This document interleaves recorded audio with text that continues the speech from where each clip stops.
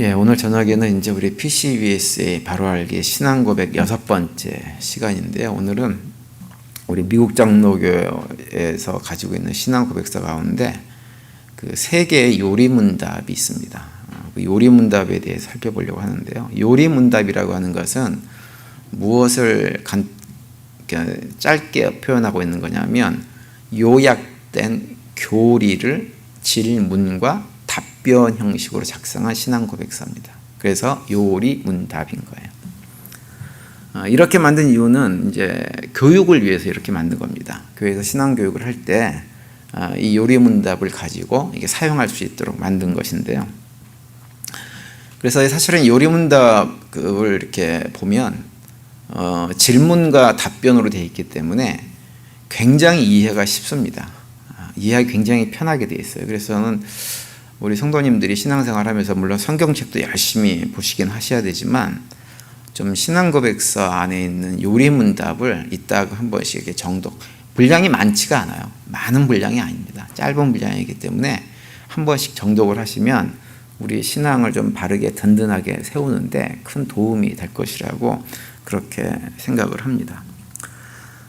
교단 헌법 책에 있는 그 요리문답은 3개예요. 하이델베르그 요리문답이라고 하는 것이 있고, 웨스터민스터 대요리문답, 소요리문답 이렇게 3가지가 우리 신앙고백서 일부에 언급이 되어져 있습니다.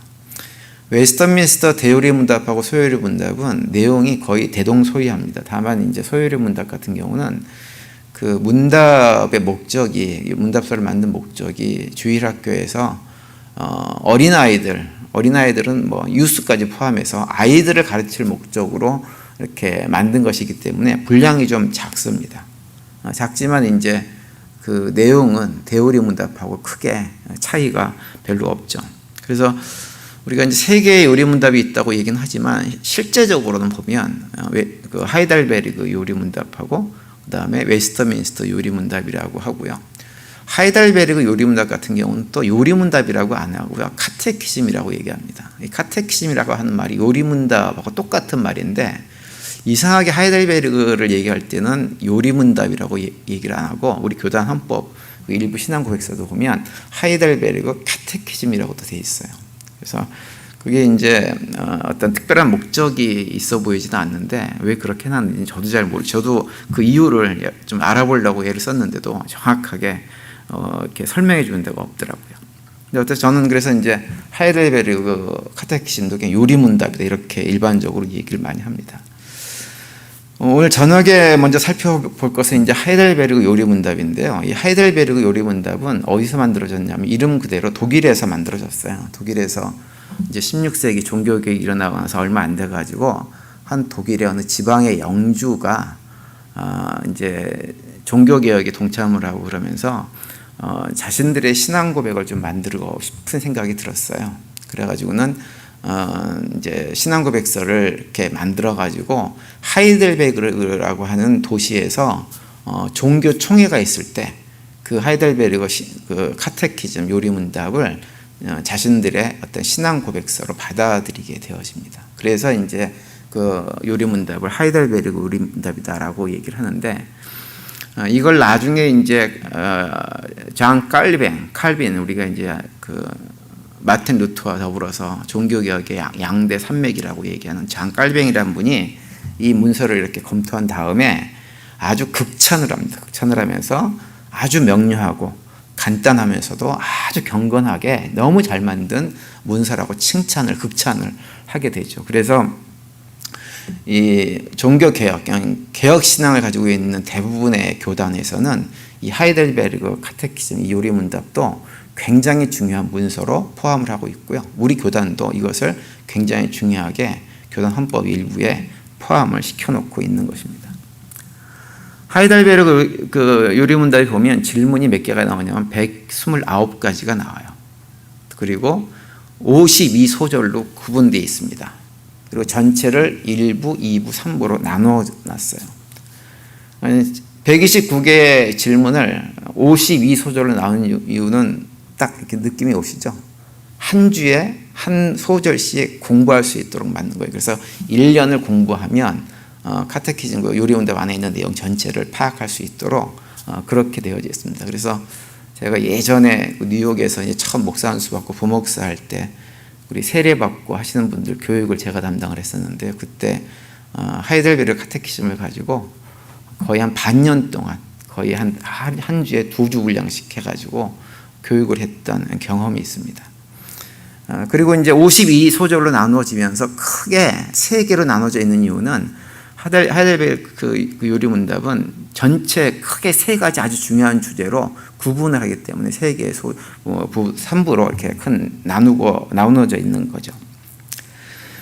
하이델베르 요리문답 보면 첫 번째 질문이 뭐냐 하면, 살아서나 죽어서나 당신의 유일한 위로는 무엇입니까? 이렇게 질문을 시작을 합니다. 이 질문은 어떤 의미냐면, 우리가 이 세상을 살아가면서 어떠한 상황에 처하든지 내가 살아있는 것 같은 느낌을 가지면서, 그래서 너무 내가 행복하고 즐겁고 만족스러운 그런 상황에 처하든지, 아니면 정말 죽은 것처럼 생각되어진 그런 상황들, 망했다, 그래서 한없이 우울하고 답답하고 절망스럽고 막 이런 마음이 드는 상황에 처한다고 할지라도, 그런 상황과 관계없이 어떤 상황 속에서도 정말 나를 위로해 주는 것 한 가지를 말한다고 한다면 그것은 무엇이냐라고 묻고 있는 것입니다. 우리 교회 성도님들은 뭐가 가장 큰 위로가 되십니까? 위안이 되세요?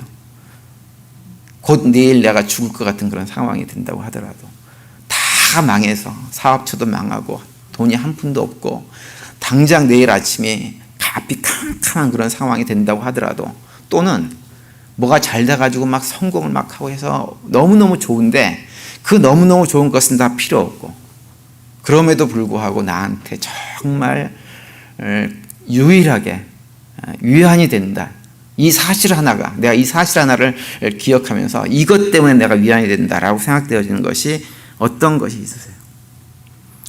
저는 우리 교회가 우리 교회 성도들뿐만 아니라 우리 성도들이 신앙생활을 하면서 이 고백을 분명하게 하고 있는 것이 정말 중요하다고 생각을 합니다.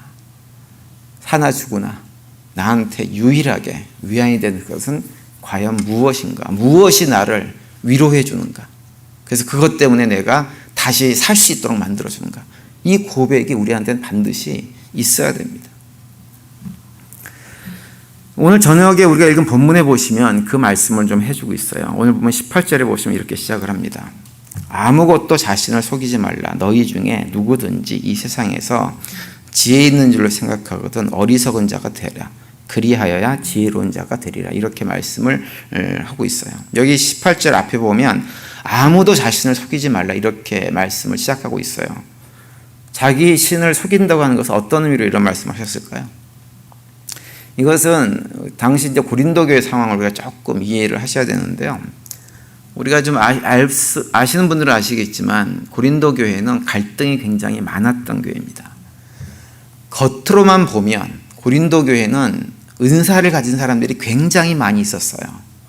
그래서 그 겉모습만 보면 굉장히 영적으로 성숙하고 훌륭한 교회처럼 보였던 교회가 고린도 교회입니다. 근데 실제로는 어떤 교회였느냐? 그 교회는 굉장히 영적으로 어린아이와 같은 그런 교회였습니다. 그 상태를 벗어나지를 못하고 있었어요. 그래서 고린도전서 3장 3절에 보면 사도 바울이 고린도 교회 교인들을 향해 가지고 이렇게 책망을 합니다. 너희는 아직도 육신에 속한 자로다. 너희 가운데 시기와 분쟁이 있으니 어찌 육신에 속하여 사람을 따라 행함이 아니리요. 이렇게 얘기합니다. 영적인 은사가 굉장히 많이 있는 교인들을 향해 가지고 너희들은 아직도 육신에 속한 자다, 이렇게 얘기를 합니다.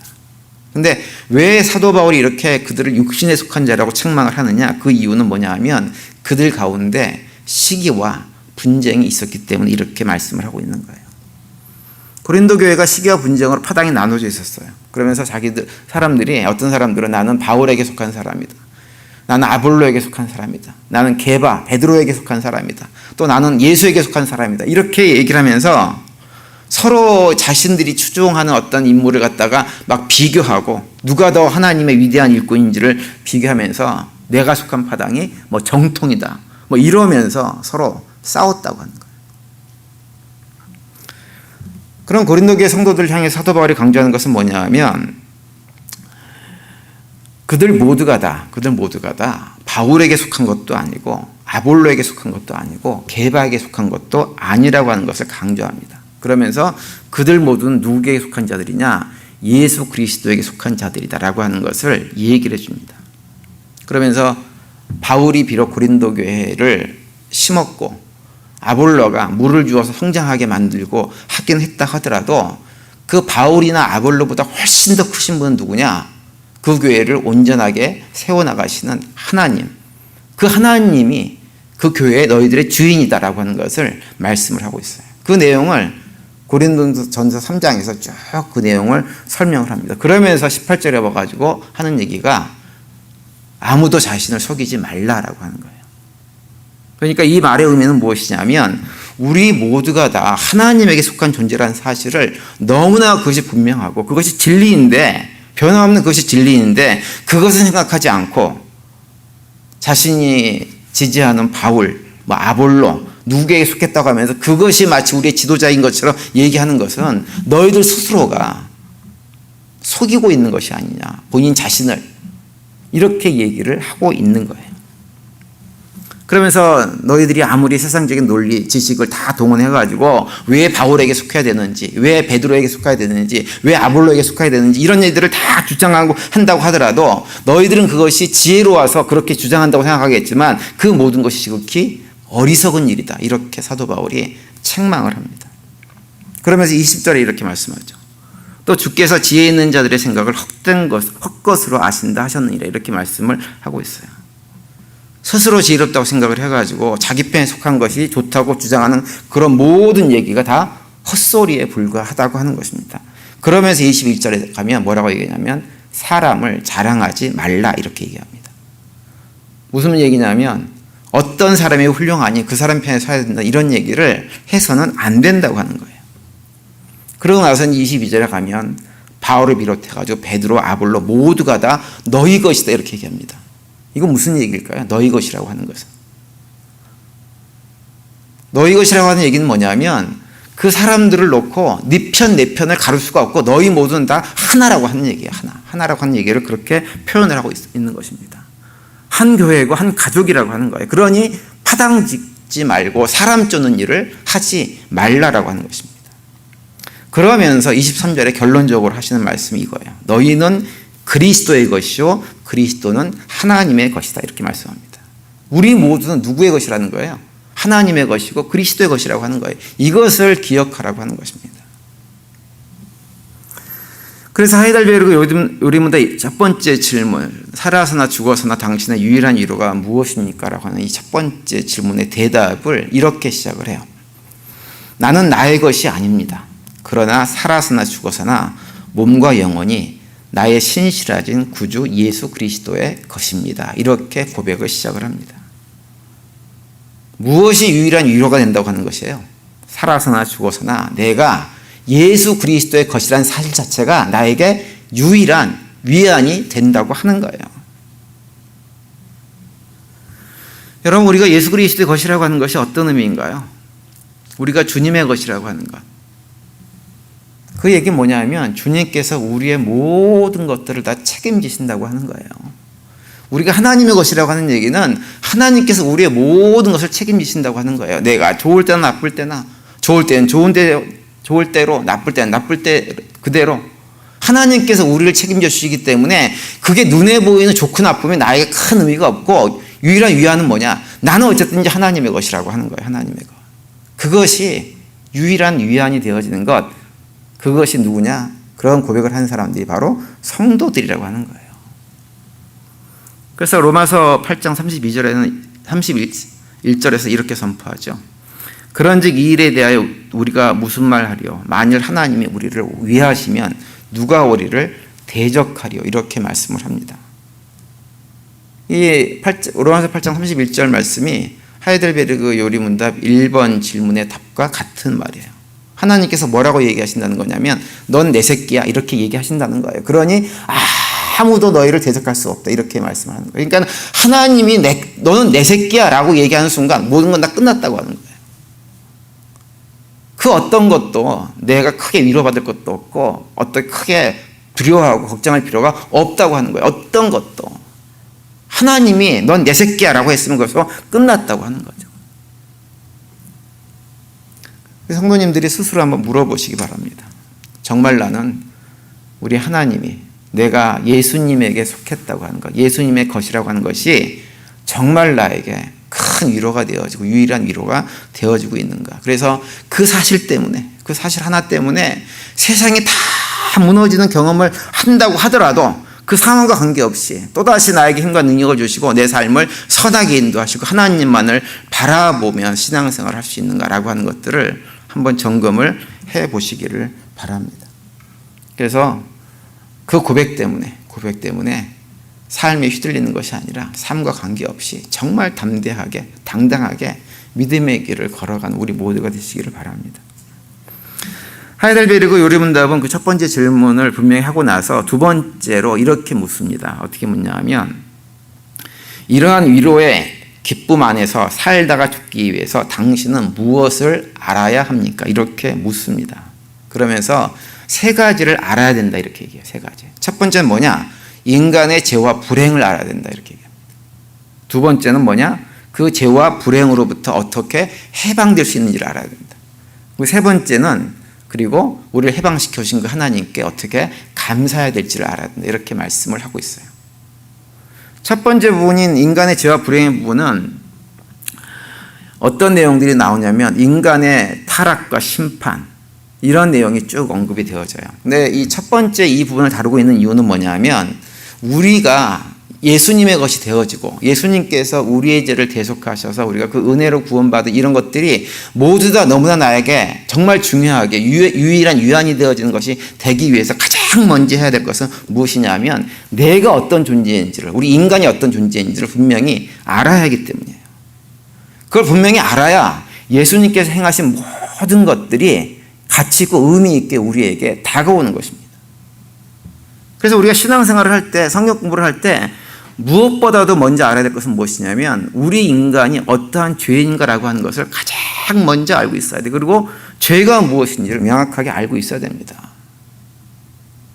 죄가 무엇인지를 알고 있어야 그 죄가 내 삶 속에 어떤 형식으로 나에게 영향을 끼쳐서 내 삶을 망가뜨리는지를 알 수 있게 되어지고 그런 것들을 확인할 수 있어야 내가 회개해야 되겠구나. 회개할 거리가 생기게 되어지는 것이고 그렇게 회개를 할 때 우리를 늘 새롭게 하신 하나님의 은혜들을 경험할 수가 있는 것입니다. 우리 실체를 모르면 내가 어떤 존재인가라고 하는 걸 알지 못하면 아무것도 시작할 수가 없는 거예요. 그래서 하이델베르그 요드문답은 첫 번째로 강조해서 얘기하는 것이 뭐냐면 우리 인간이 어떤 존재인가라고 하는 것을 첫 번째로 얘기를 해주고 있는 거죠. 저는 우리 성도님들이 우리가 어떤 존재인지 그리고 죄가 무엇인지를 제가 이미 주일날 몇 차례 설명을 했기 때문에 다 아실 거예요. 죄가 뭔가요? 우리 스스로 하나님 자리에 앉아서 하나님 행세를 하는 것이 죄예요. 그걸 하지 말아야 돼요. 그리고 나의 모든 주권을 하나님께 내어 맡겨야 됩니다. 그런데 참 그게 안 된다는 것이 문제인 거죠. 그죠? 안 돼가지고는 그걸 알면서도 계속해서 그 죄를 반복하고 살아가는 우리의 연약함들이 있는 거예요. 그래서 뭐가 필요한 거예요? 예수 그리스도의 대속의 은혜가 우리에게 반드시 필요한 겁니다. 그래서 두 번째 부분인 그 죄와 불행으로부터의 구원 부분에 보면 예수님에 대한 얘기가 쭉 언급이 되어집니다. 예수님에 대한 얘기. 예수님에 대한 얘기를 하나님, 성부 하나님의 창조 사역부터 시작해가지고 그 모든 과정, 예수님에 대한 약속, 예수님이 이 땅에 오셔가지고 약속대로 구속하시고 예수님께서 또 약속하신 대로 성령을 보내주셔가지고 우리를 어떻게 하나님 백성답게 만들어가 주셨는가라고 하는 것들에 대한 고백을 쭉 질문과 답변 형태로 얘기를 쭉 해주고 있어요. 이 두 번째 부분이 하이델베르그 요리문답에 있어서 가장 긴 부분이에요. 전체 129개 질문 가운데 73개가 이 부분이 해당되어집니다. 그리고 주일로 따지면 52주 가운데 27주가 이 부분을 집중적으로 다루고 있어요. 그러니까 이렇게 많은 부분을 이렇게 시간을 내서 다루고 있다고 하는 것은 뭐냐면 우리의 구원의 문제와 그 구원을 이루어 주시는 예수님에 대한 고백이 우리 신앙에 있어서 무엇보다도 중요하다고 하는 거죠. 그 부분이 명확해야 된다고 하는 것입니다. 그래서 가장 많은 부분을 하이델베르그 요리문답에서는 다루고 있습니다. 그리고 이제 마지막 세 번째 부분, 하나님께 대한 우리의 감사의 고백 부분인데요. 이 부분은 회개에 대한 얘기를 좀 하고 있어요. 회개에 대한 얘기를 하면서 우리가 하나님께 감사하는 그런 모습을 통해서 우리가 반드시 지켜야 될 것들을 얘기하면서 십계명이나 주기도문이나 이런 사도신경 같은 것들을 쭉 설명을 하고 있습니다. 이 회개가 맨 마지막 부분에 언급이 되고 있는 이유는 무엇이냐면 누가복음 3장 8절 말씀하고 깊이 관련이 있어요. 거기 보면 우리가 하나님 앞에 회개를 했으면 회개를 한 것으로 끝나는 것이 아니라 반드시 거기에 합당한 열매를 맺어야 된다. 이렇게 예수님께서 말씀하시기 때문에 그래요. 누가복음 3장 8절에 보시면 그러므로 회개에 합당한 열매를 맺고 속으로 아브라함이 우리 조상이라 말하지 말라. 내가 너희에게 이르노니 하나님이 능히 돌들로도 아브라함이 자손이 되게 하시리라. 이렇게 말씀합니다. 이 얘기는 예수님께서 하신 얘기가 아니라 사도 세례 요한에게 세례받으러 온 사람들에게 선포했던 말씀입니다. 그러니까 이 말씀 이대로 회개를 했으면 합당한 열매를 맺어야 됩니다. 합당한 열매를 맺고 그 합당한 열매를 맺는 것을 통해서 하나님께 감사하고 하나님을 기뻐하는 삶을 살아가는 그것이 믿음의 성도들이 이 땅에 살아가면서 살아야 될 삶의 모습이다라고 하는 것을 하이델베르그 요리문답이 우리에게 말씀을 해주고 있죠.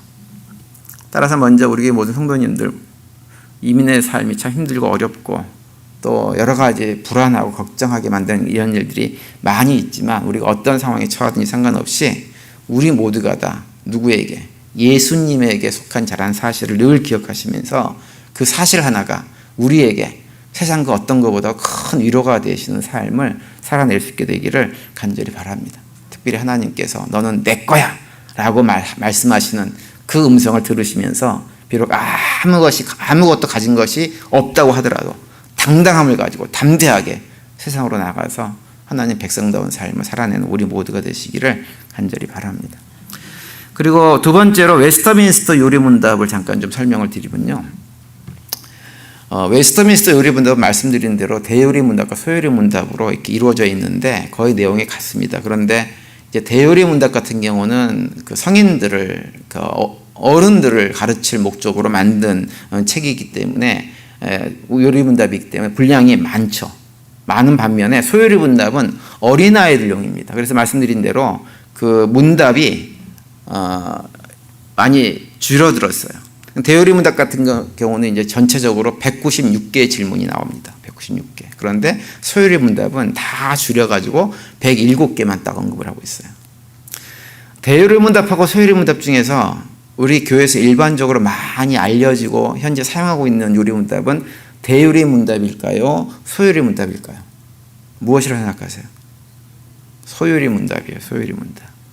대요리문답은 거의 사용하지 않습니다.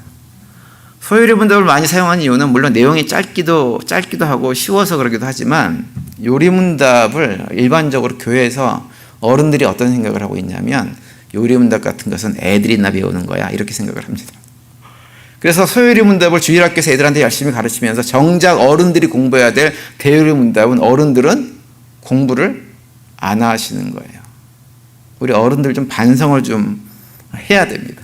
애들은 열심히 가르치면서 정작 자신들은 또 공부를 안 하려고 한다고 하는 것을 이 대요리문답과 소요리문답이 현재 교회에서 활용되는 상황을 보면 우리가 정확하게 알 수가 있어요. 그러다 보니까 자연스럽게 대요리문답은 교회에서 거의 활용을 하지 않습니다. 그냥 소요리문답 하나만 교회에서 활용하는 교회들이 활용을 하죠.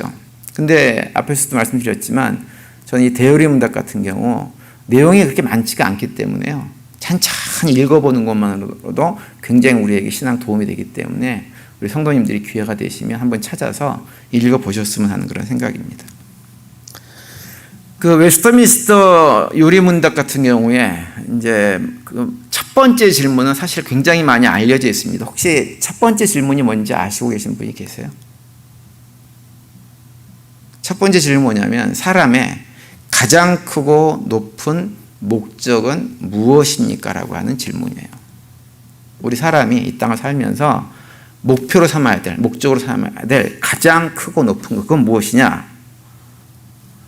이걸 첫 번째로 묻습니다. 이 첫 번째 질문을 통해서 우리가 하이델베르그 요리문답하고 이 웨스터민스터 요리문답이 조금 방향이 다르구나라고 하는 걸 알 수가 있어요. 하이델베르그 요리문답 같은 경우는 그 방향이 어떤 방향, 초점이 되어 있냐면 우리가 어떻게 하나님 백성으로 삶을 살 것이냐에 초점이 있다고 그런다면, 웨스트민스터 요리문답 같은 경우는 우리가 왜 이 땅에서 삶을 살아야 되느냐라고 하는 것 초점이 많이 좀 가 있습니다. 왜 사느냐라고 하는 거예요. 사는 이유가, 목적이 무엇이냐라고 하는 것을 웨스트민스터 요리문답이 우리에게 질문하고 도전하고 가르쳐주는 방향으로 나갑니다. 이 첫 번째 질문의 대답이 이렇게 되어 있어요.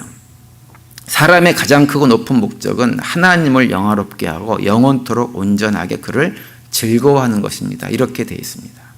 여기 보면 우리 사람이 가져야 될 가장 크고 높은 목적 두 가지를 얘기해 줘요. 첫 번째는 무엇이냐? 하나님을 영화롭게 하는 거예요. 하나님을 영화롭게 하는 거예요. 고린도전서 10장 31절에 보면 이렇게 말씀합니다. 그런즉 너희가 먹든지 마시든지 무엇을 하든지 다 하나님의 영광을 위하여 하라. 이렇게 말씀을 합니다. 이 말씀처럼 우리가 이 땅을 살아가면서 삶의 목적으로 삼아야 될 것은 다른 것이 아니라 하나님의 이름을 영화롭게 하는 거예요.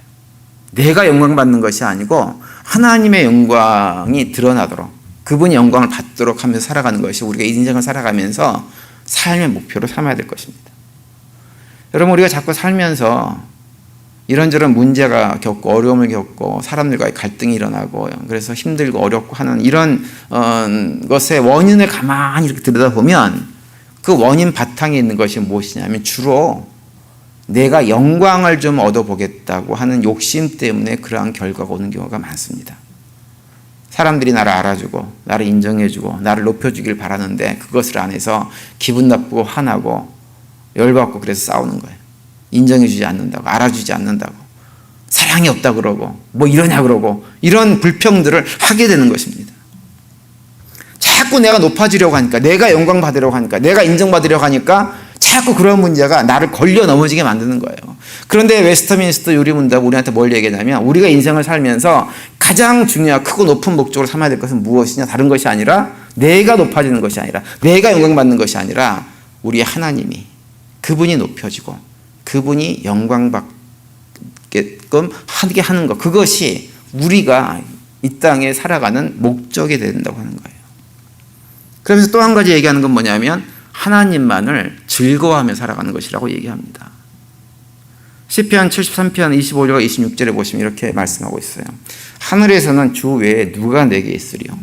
땅에서는 주밖에 내가 사모할 리가 없나이다. 내가 육체와 마음은 쇠약하나 하나님은 내 마음의 반석이시오 영원한 분기시시라. 이렇게 말씀을 하고 있어요.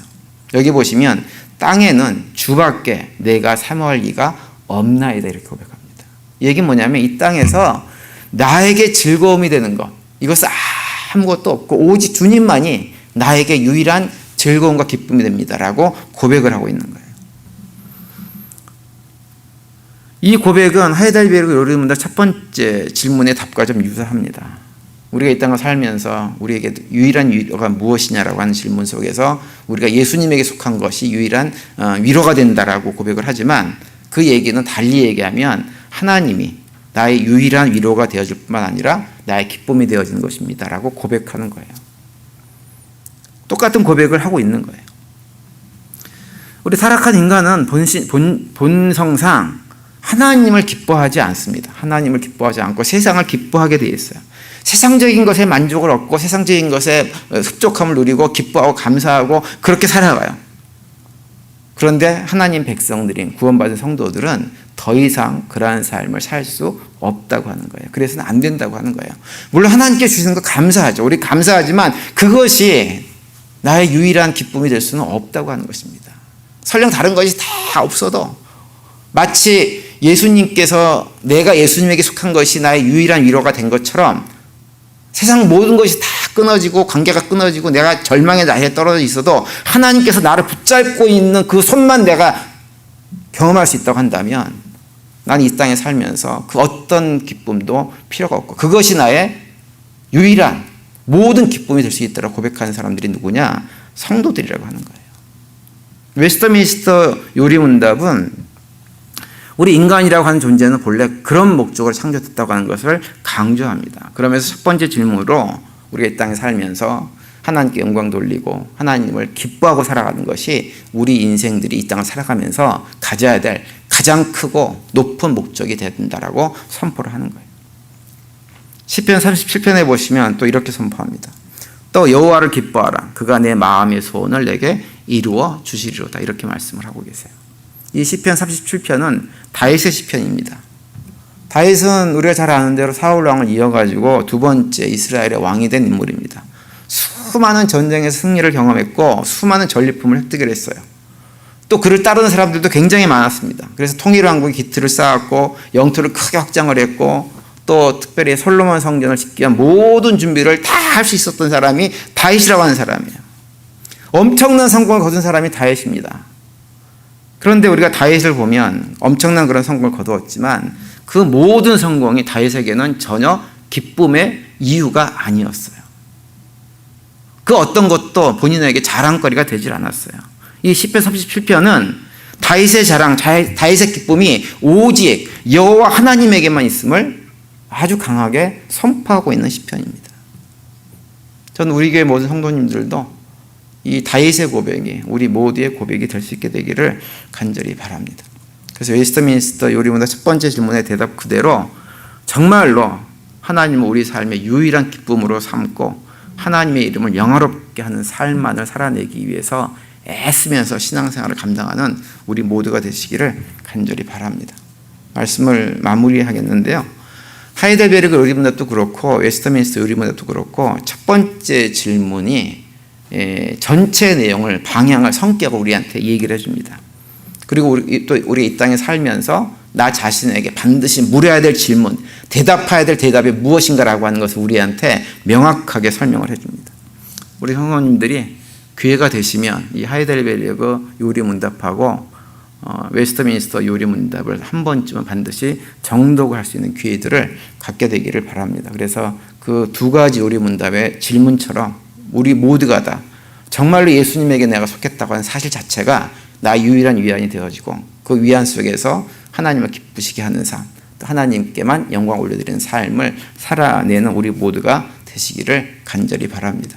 남은 한 주간도 그런 고백 가운데 승리하시고 또 무더위 속에서도 하나님께서 우리에게 주신 시원함들을 경험하는 복된 한 주, 남은 한 주간이 되시기를 간절히 축원드립니다.